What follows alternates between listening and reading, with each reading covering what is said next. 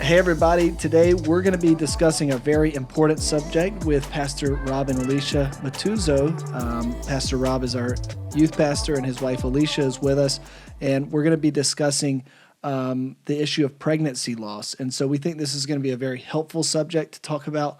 We believe that it's the responsibility of God's people to discuss these things in a biblical context, so that the church can be enabled not only to support those that are going through such a event, but also if someone were to face such an event, they would have the tools that they would need to be able to navigate that. So thank you guys for joining me to talk about this. I think we'll just begin with letting you guys share your story and how you began to get a passion for this topic, and then we'll just see where things go from there. Okay, I think just the first thing is that, this is a sensitive topic, and so for people who are listening, just to be aware of that for themselves, and that this is mine and Rob's story, and so our experiences aren't necessarily universal to all people who have experienced miscarriage. So just putting that out there too. Yeah. But do you want to start? You can go ahead and start. I don't even know where to start. All right, so starting then, throughout our marriage, we've been married for over 6 years, and there was never a point where we were actively not trying to have children. Right. We knew that because Alicia has a condition called polycystic ovarian syndrome, that there would be some complications, maybe some difficulty in getting pregnant. So we made the decision that we weren't going to necessarily try to not have children, and we were just going to kind of, if it happened, it would happen. 2 years into our marriage, we really started actively trying to have children, and that led us through a lot of heartbreak into meeting with fertility specialists, different doctors, to try and figure out what next steps could be for us to be able to increase our chances of not only conceiving but having a baby. And that led to this summer where we were kind of at a place of exhaustion, just really tired of all of the appointments, really tired of all the medication, the effects that it was taking, and just decided, hey, for the next couple of months, we're going to be traveling a lot, we're going to be seeing family, so let's just put a pause on all of the treatment. Let's put a pause on everything that we've been doing, and we'll come back to it later. We'll come back to it in the fall. And miraculously, this is because of Alicia's condition. She was not regular, and I guess I should probably just let you talk about this part because now I feel weird talking about that. So polycystic ovarian syndrome affects quite a few women, and it's like one of the leading causes of infertility. And so it affects all women differently. For me specifically, my cycle doesn't regulate and I don't ovulate, which needs to happen for you to be able to get pregnant. And so we worked with my OB and the fertility specialist to just kind of getting medications, and we decided to go kind of a slower route, going through medications and that sort of thing, just because I knew my body and how we wanted to move forward wasn't... Like, we just want to take it slower, taking the medication, allowing my body to kind of figure out what's going on. And so, so then in the summer, we had just stopped all medications and everything. And when I'm not on medications, I'm not regular in any sense. And so it was after our family trip, we were at home, and it was coming up on where, okay, this would be where my cycle would normally start when I'm on medication. And so Rob was the one that was actually like, maybe, we should think about taking a pregnancy test. I was like, I don't know. Like, we're not trying. I don't ovulate. I don't really want to do that because it's just going to be disappointment. And then we've just had a lot of that. So I ended up taking the pregnancy test, and it was positive, and it was so exciting. And so there's just that excitement, even from so many years, and just the astonishment because there were so many years that we've been trying, so many, month after month after month having negative pregnancy tests. And so I wasn't really for certain just because it was like, it didn't seem real. So the next day took another pregnancy test. It was another positive. Ended up calling the doctor. We already started talking about like, oh my gosh, how are we going to tell our family? And all of these different things. It really affirmed to us that life really does begin at conception. Yes. Because Yes. as soon as we found out, like immediately we were planning ahead and thinking and, and having these, we would sit together and talk and, and dream and wonder about what this child would be. Yeah. What this child, who would this child grow to become. And what we would be as parents, and our own like nervousness about that, about parenting and raising children. I'm a planner, so I was already like, okay, this is when the baby's gonna be due. Like, how many weeks out till our family vacation? Would the baby be old enough to go to Minnesota on our family vacation like with us? When could my family meet the baby? Like, my mind was already like to that sort of thing. Like, I can't wait for Christmas. I'll be 5 months pregnant. And we'll be seeing my family, and like just all of these things were already like coming into like place in all of our dreams and everything. And so on Friday, I went in for the pregnancy test. I remember I love the nurse. Well, I don't know if she's a nurse, but she takes my blood every time.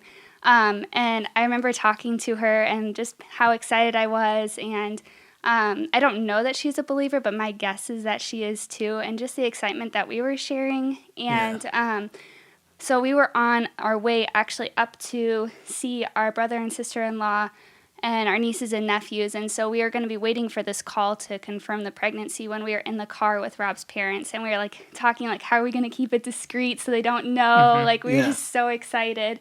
And so we had gotten the call, and this is like the toughest part. We got the call, and they pretty much said, like, we don't think this is going to be a good pregnancy. And so it was kind of confusing at first, like, okay, what does that mean? And they said, like, there's a certain, like, hormone level that you are usually at this point, and you are much lower than that. Well, we hadn't been tracking ovulation, so they were also like, it could be a possibility that that you ovulated later, so maybe the hormone isn't as high as it should be. You should come back in on Monday. But it was just, like, complete like devastation at that point. That was like one of my like biggest fears going into all of this, is like putting in so many years and then having this like excitement and then having this miscarriage. So that was definitely like a very big fear of mine. And it was huge because the moment that you find out that you're pregnant is a life-changing moment. Yes. Yeah. And it's not. It's a huge moment, regardless of whether a baby is expected or not. Yeah. That it's, if somebody has experienced it, like that is a moment that kind of changes everything for you. Right. And it was this huge excitement for us, met with just the most overwhelming, complete pain and devastation. Yeah. Paired with that. So we're sitting in the car with my parents in the driver's seats while we find this out. And we had planned on telling my family the next day, because the whole family was going to be together. We knew that pregnancy was probably going to be higher risk for us. So we wanted to tell them early, just to make sure that people were praying for us. Yeah. Because we knew know that goes against the conventional wisdom that you're supposed to wait, see out the first, trimester and then start telling people. But we wanted to make sure that that this pregnancy was going to be really, really surrounded in prayer. Yeah. And so obviously my parents noticed that something is wrong as we're sitting there. We didn't tell them that. Well, I think actually you did mention that you were expecting a call from the nurse. Yeah, but we had said it like, not like, oh yeah, it was just like, oh yeah, I had some blood work done, because I had a lot of blood work done, so it's not unusual. Yeah. So they knew we were getting a call, but I don't think they knew and expected what was actually happening. So I had also called my mom that night and just asked, for a lot of prayer, because there was that possibility that I did ovulate later, because I wasn't on fertility medications, all of that stuff. And so we had gone to a baseball game that night, because that was the plan with the family. And I remember waking up Friday morning and just like, no, I think it was in the afternoon actually, that I like have never felt prayer before, like so intensely. Like I could feel like I could feel prayers. Like that's I know like we talked to you about that. Like I'd never felt that before, and that's like how I felt. And so it was much more hopeful on Saturday. So we were kind of continued. Rob took the brunt of letting family know kind of what was going on and all of the emotions and everything for that day. And then that night I noticed just some like spotting. I had some cramping, and I was like, oh, that can be normal, but all in the back of my mind, I'm like, oh my gosh, this like could be the start. Mm-hmm. And so we went home that night, and Rob was like, just relax, like, not relax, like, oh, calm down, but like go, lay down, take time to just rest and everything. Yeah. I think you went out and got like food or something. Yeah, I went out and made a shopping trip, yeah. Yeah, it was well taken care of. But it was just devastating. So then just for that. And then in the morning, I remember waking up and, I guess this is getting more like intense, so to speak, but, and there was like blood on the bed, and I had gone to the bathroom, and like, we just knew. Yeah. So, the appointment that was coming up was just more of a confirmation of what we already knew, that we had lost the baby. And that was just a really, really painful couple weeks for us to go through. And it was a painful time, but it was also a very busy time. Yeah. Because there were different things going on. I mean, we had just got done with youth camps, and that was just like moving on from that season.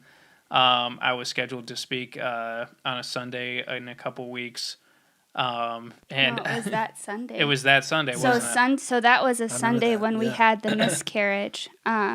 And I was still like, I remember I was still like, well, are we going to church today? Like, well, I remember getting that question on Tuesday during the day of staff meeting, like, hey, are you going to be good to speak on Sunday? And I was like, I think that this is like going to be important. Yeah, there was a way that God kind of weaved in what you were going through to the message. Well, and on that Saturday, I had the training at the church that I did through my work. So we had like things that were coming up, but like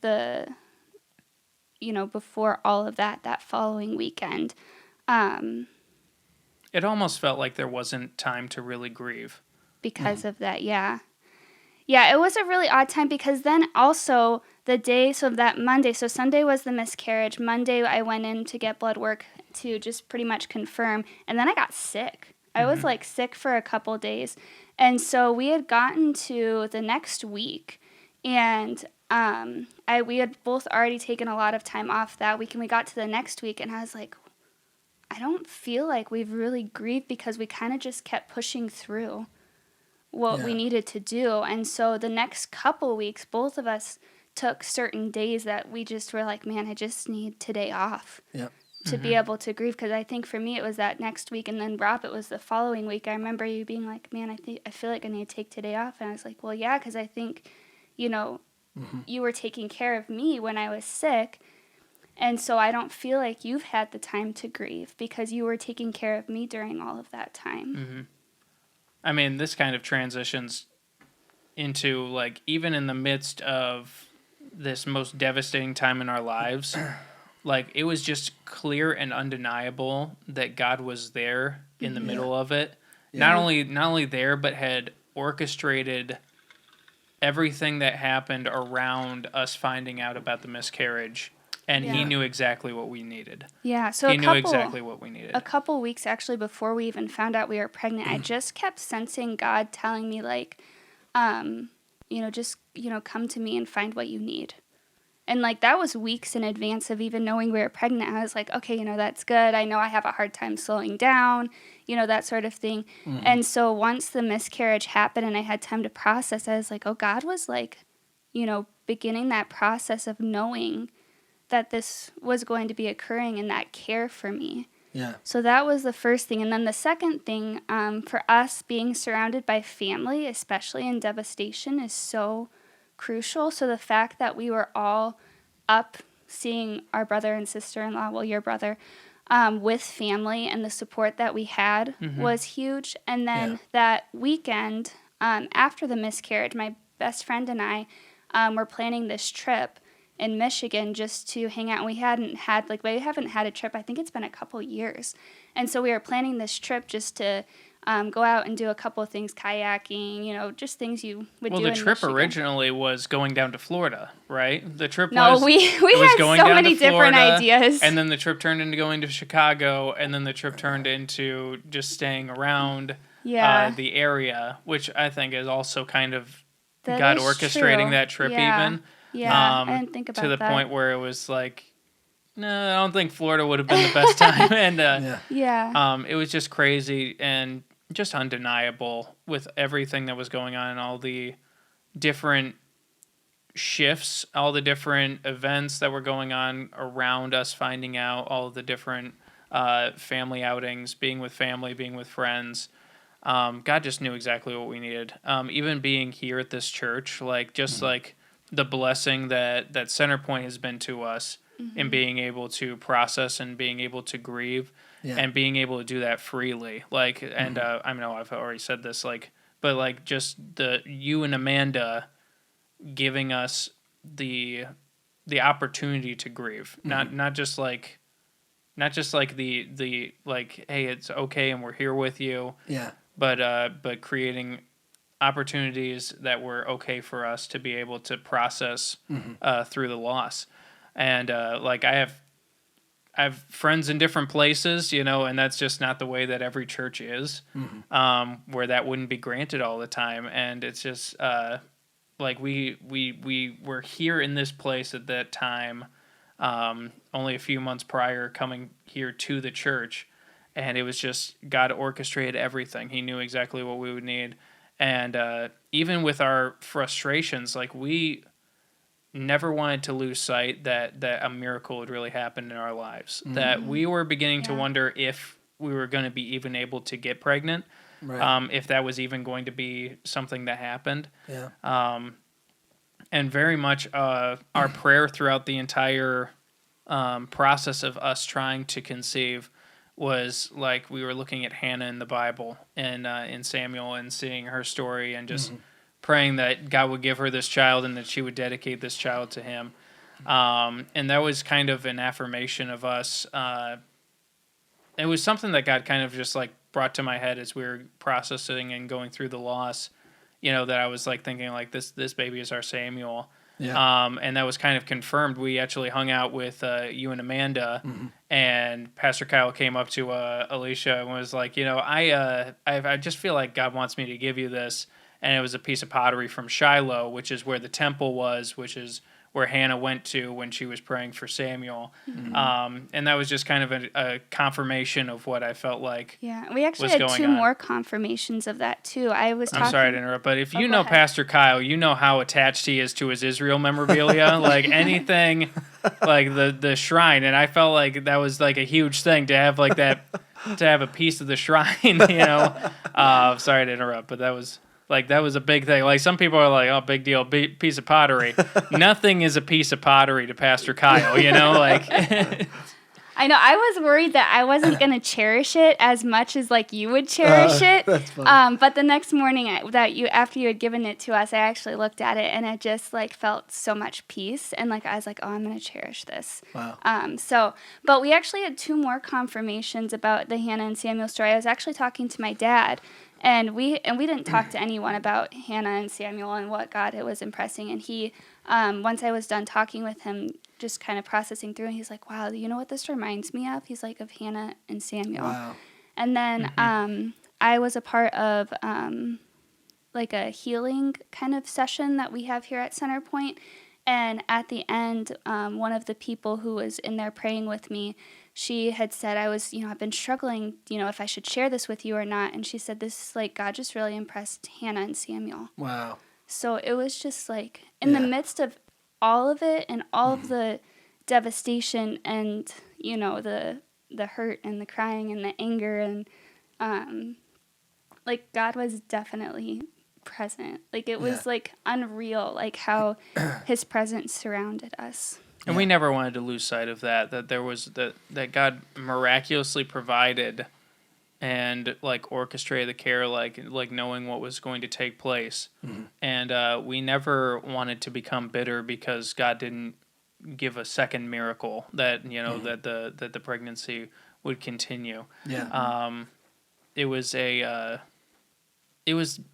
such a mixture of emotions for us, like as we're trying to process through. It feels like you're trying to like a ball of rope that's been like totally knotted up and has been twisted over, and it seems like knots upon knots, or knots are woven in with other knots as we're trying to unpack like all the different feelings that we're having, because there was like so much pain and so much loss, but then there was like just like pieces of hope that were woven into that that were really powerful for us.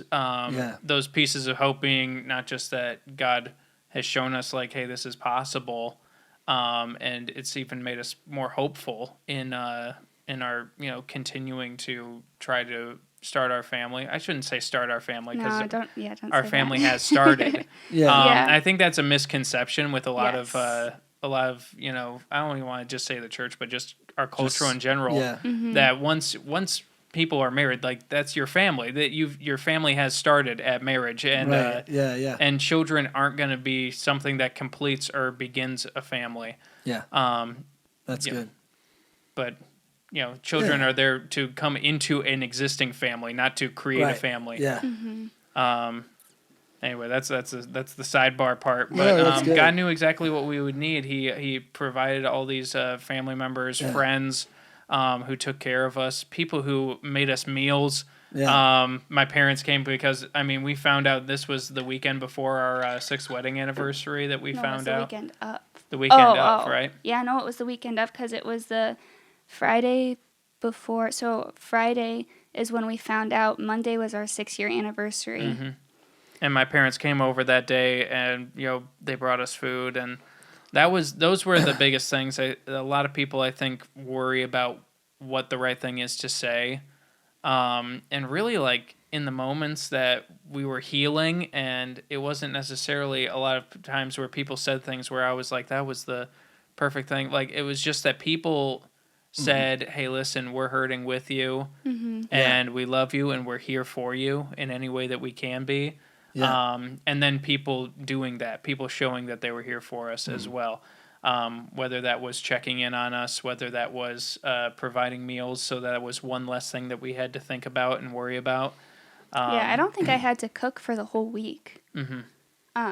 Because we had family bringing in meals. Our brother and sister-in-law from California sent us sent us a care package of meals to have. So I think that was really helpful. And then we actually got a card from someone in the church I think it was a couple weeks after, and it was so simple. It was like, on the front of the card is like, I don't know what to say, I don't know what to do, and then on the inside it was like, but you can be sure I'll be praying for you. The rhyme was much better than what I just what I just shared, but it was just like that simpleness of that was so helpful. Not trying to like give some kind of rationale. Here, let's try to figure this out together, or any of that. And even after Rob had shared the week after the miscarriage, a couple women from the service came up and just hugged me. Didn't say a word, just hugged me. And like that meant a lot, because I was worried about like, are people going to come up and try to, say something. And it's always like, Rob and I have talked about, like, we never want to be bitter about things, especially like when we started our infertility journey, especially when people ask, innocent questions like, oh, are you thinking about babies soon? Or, that sort of thing. We were like, we're not going to be bitter, because we know when people are asking us, it's because it's coming from a heart of, like, they want that for us. They want that for us. And then also, like, sometimes you just don't know what to say. I feel like whenever you walk up to married people who don't have children, like, that's like the topic starter, you know what I mean? Like, that's, and so I think, like, there's kind of been a shift to kind of make that You aware never that know what like that couple might be going through. right. Yeah. Because like you wouldn't want to go up to somebody and initiate conversation with something that's like the most painful part of their life. You Right. know what I mean? Yeah. Nobody would go into the VA and be like, so lost a lot of friends, didn't you? Like nobody would ever do that. Right. And but we've like kind of like people will come up and be like, hey, you know, you guys gonna be having some kids soon, and you know, we've been married for 6 years, and I'll just, you know, smile and say, you know what, we're trying, and just pray with us. Yeah. And but you know, really, you just want, because they don't want to sit down and be like, well, actually, we've been trying for 6 years. Right. You know, And you're Yeah. like, oh, I'm sorry. I asked yeah, that I know. question. Yeah. And we don't want to make people feel like Yeah. stupid, because that's not, they're not trying to be, you know, offensive, or they're not trying to be like what Alicia said. They're asking it because they want it for us. Yeah. Well, it sounds like, I mean, it breaks down into a couple of different things. Like, there's the part of like God's presence and the presence of people who love you Yeah. were very helpful to the process. Yeah. You know, so I was just, my little takeaway from that was like, I would assume, I haven't been through this, but I would assume there's a temptation to isolate, or is Yeah. there not? You know, like, I wonder if Yeah. if For it's me, good for people. me, yeah. definitely.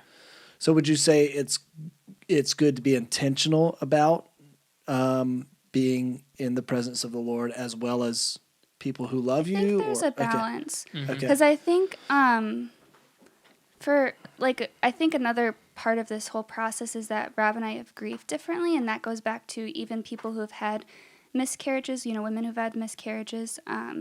It's going to be a different grieving process.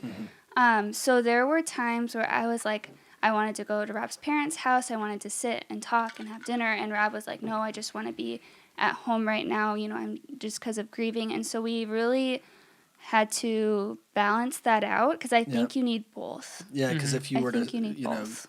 totally isolate, that could be a problem. But if you don't have that time to yourself to really think things through, that could be bad too. How, I guess one thing, you know, I wanted to hear about, how would you encourage couples who are also going through things? What did you guys learn about supporting one another? You know, even as both of you are trying to process what happened. The biggest challenge in any marriage is you're taking two different people and becoming one family together. And the challenge, especially with processing grief, being that you have two different people who may process grief totally differently, but to come together. So it's the challenge is definitely processing grief in your way that you need to process it, but together. Which meant that we needed to be there for each other in the middle of the grieving. So, you know, when Being non-judgmental, essentially. not even non-judgmental, Like expecting them to grieve the way that you are. I think that's If a big thing, if they too. don't, Yeah. like maybe there's something that they're not doing I feel right. like that's so something that was a struggle for me. Was like, you know, I was grieving, and I was crying a lot. I was journaling, you know, I was angry. I was, you know, all those different things. And then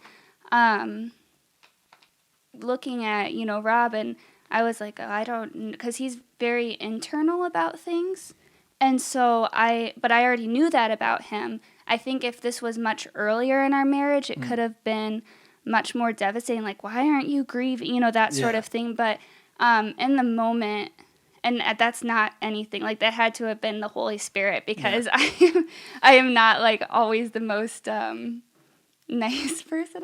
Not nice, but just like when I'm stressed, I can make it very much about me. I think that the big problem with grief is that a lot of times there's anger, and you don't know who to take that anger out on. Yeah. Like, what is the conduit for this anger that I'm feeling? Right. Yeah. Because we didn't want to be angry with God. We didn't want to be. Well, we didn't feel like we could be angry. Right. And not like we could, like, oh, you can't be angry with God, but like. But it was like, how can I be angry with God when He's been so good to me? You know, that was kind of the feeling, and that's what I said on when I spoke that Sunday morning. It was never even like something that came across us. Like, even though we had these frustrations, it was like, how can I be angry when clearly God like has just taken care of us this whole time? Yeah. Yeah. So what did you do with the anger?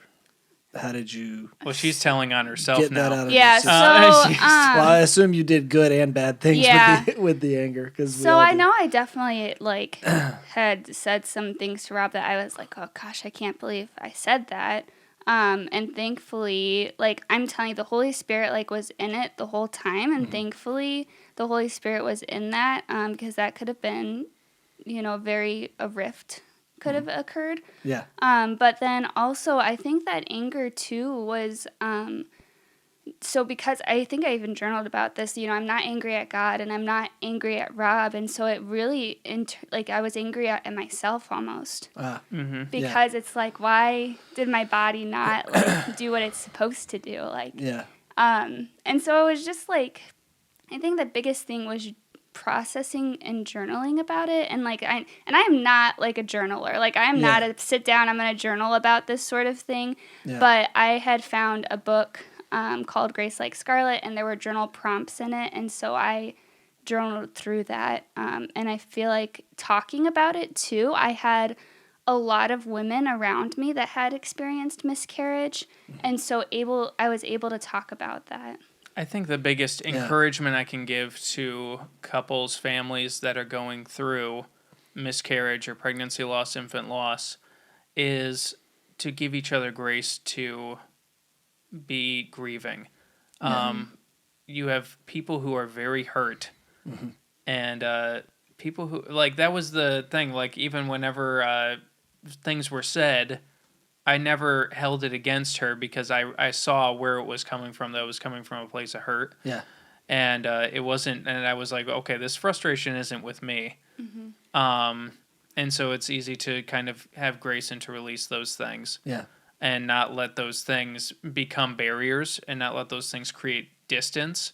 But especially what people who are hurting need to be shown is that you are there no matter what. That even though she was feeling this anger at herself, she needed to know comfort that I was not angry with her. And you're not going anywhere. And that I'm not going anywhere. That's good. And so that's my encouragement to families.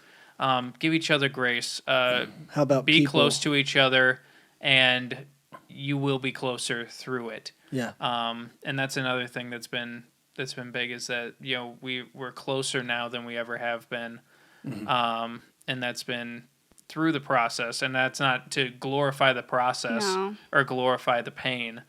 And not that it was easy either, because I feel like afterwards we're talking about it, it sounds like, oh, the Holy Spirit was there, God was there, we worked through it. Like, it was messy and gross, you know, and tough.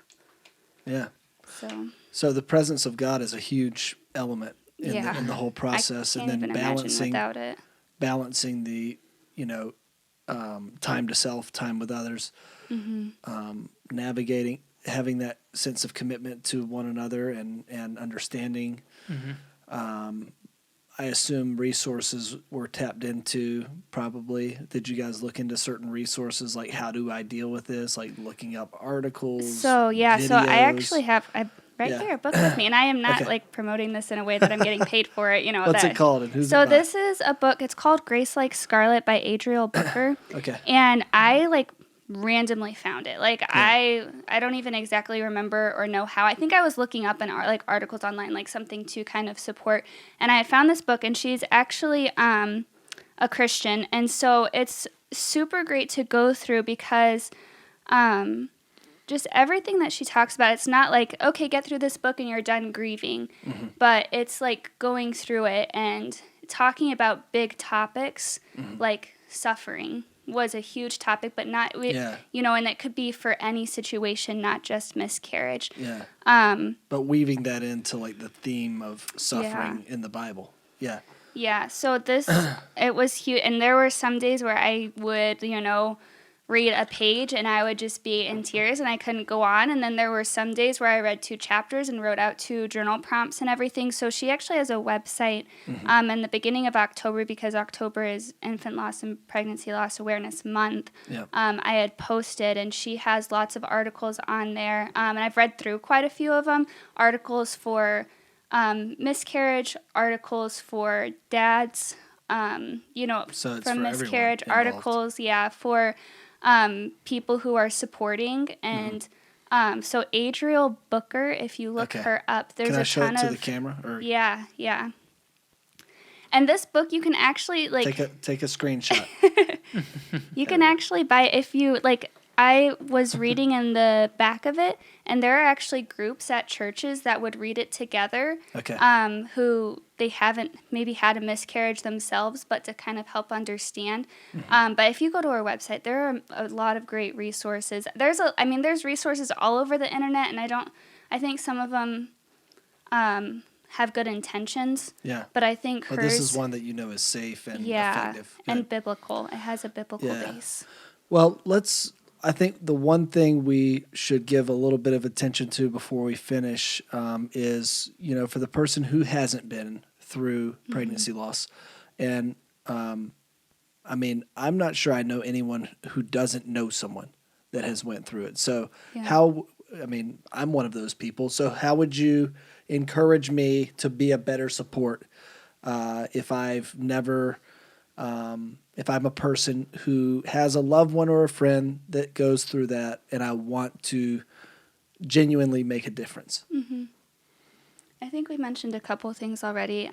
Meals, the simple things is what I was kind of okay. Yeah, meals. Whenever people are present. overwhelmed with grief, you treat it like it's like somebody's grieving the loss of a family member, which is what it is, And you do those things. You send flowers. How about you this? send meals. What should I not do? Let's just go there, because I think that's even more helpful. What should I not do, or what should I try not to do? Let's put it that way. I think one thing. I want to be very careful with how I say this, but trying to be the Holy Spirit and reveal the meaning and purpose behind. Yeah. You know what I mean? Try to connect dots for them.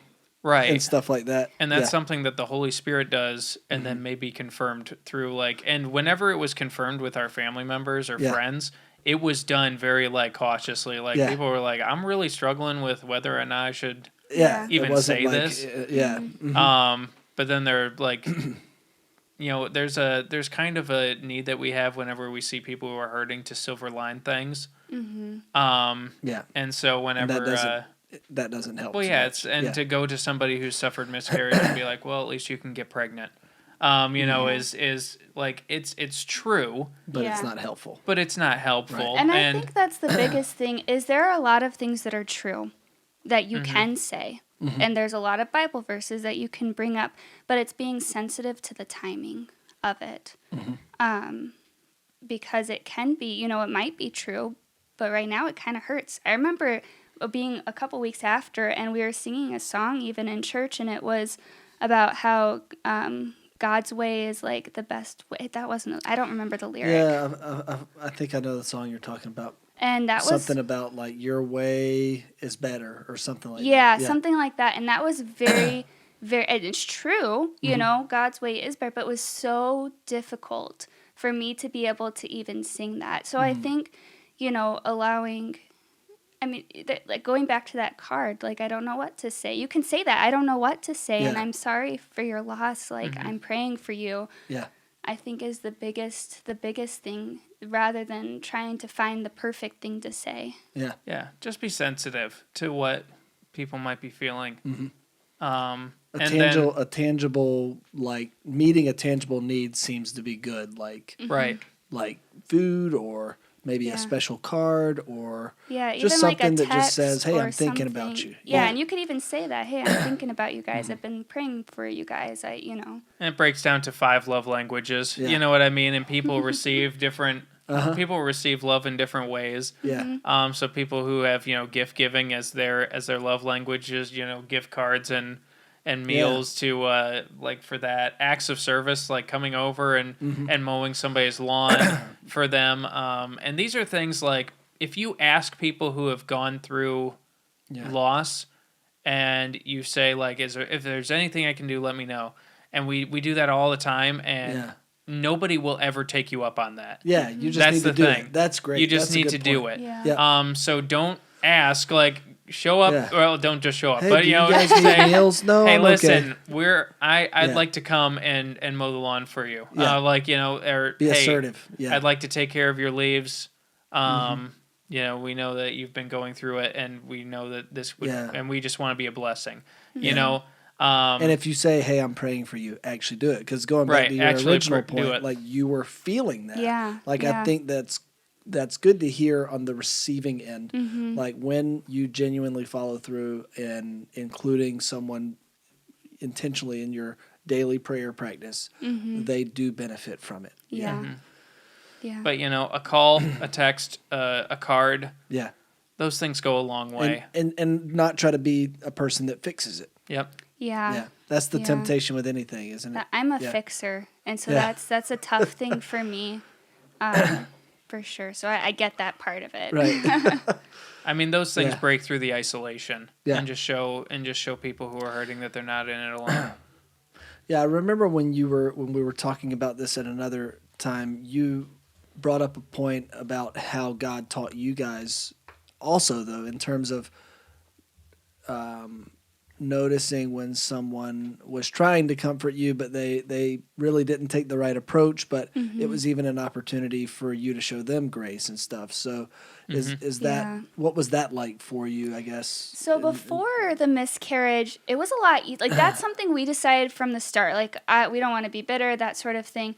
After the miscarriage, that someone had, they didn't know what we had gone through and asked us like, hey, thinking about kids. And I think this was a couple weeks out, I couldn't even respond.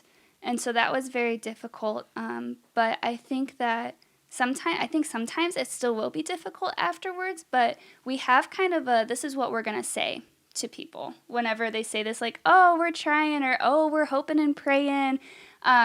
Or if it's people like who are a little bit closer to us, we might say, oh, hey, you know, we've been trying for a while. Will you pray for us? Yeah. You know, so we have the things that we will say. And sometimes I can feel it, like that anger or bitterness coming up. And I have to like bring it to God and be like, God, man, I'm feeling really angry or bitter about this thing because they just don't know what's.